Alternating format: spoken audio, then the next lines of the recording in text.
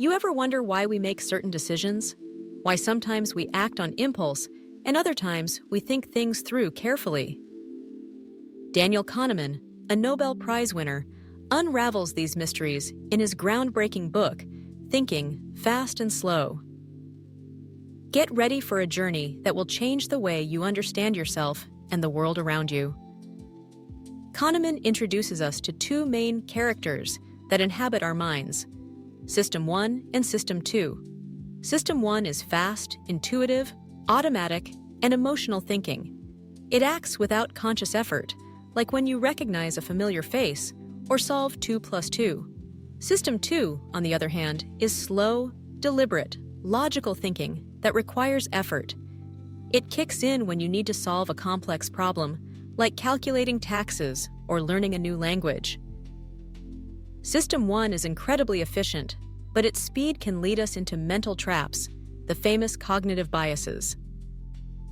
Kahneman explores various heuristics, or mental shortcuts, our brains use.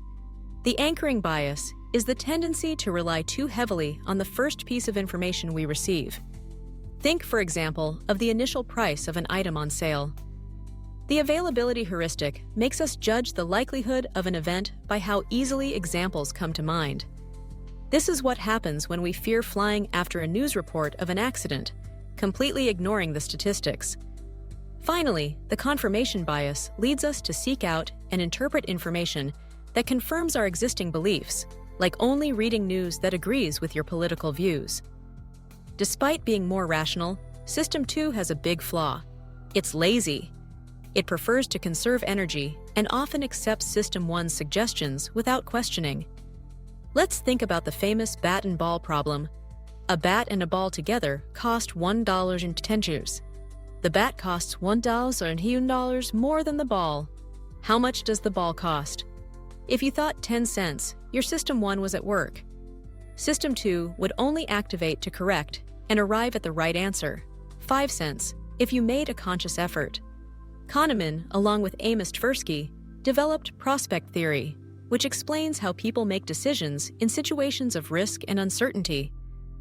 A central concept is loss aversion. We feel the pain of a loss much more intensely than the pleasure of an equivalent gain.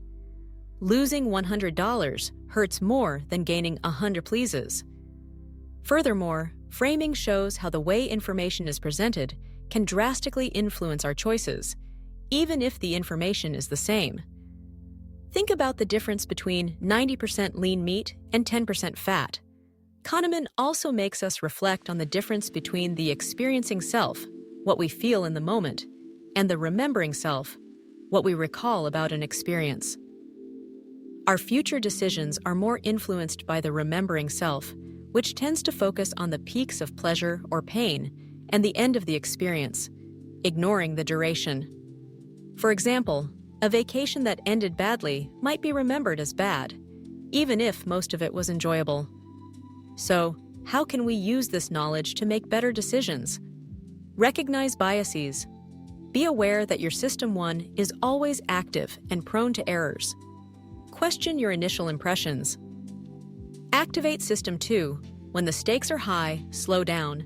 Think critically, gather more information, and consider different perspectives. Use checklists and algorithms. For important decisions, structured tools can be more reliable than intuition. Understand loss aversion.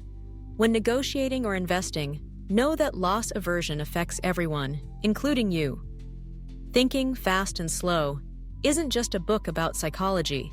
It's a guide to understanding the complexity of the human mind.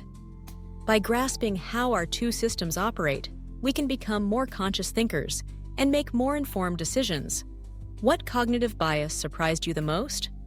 Let me know in the comments below.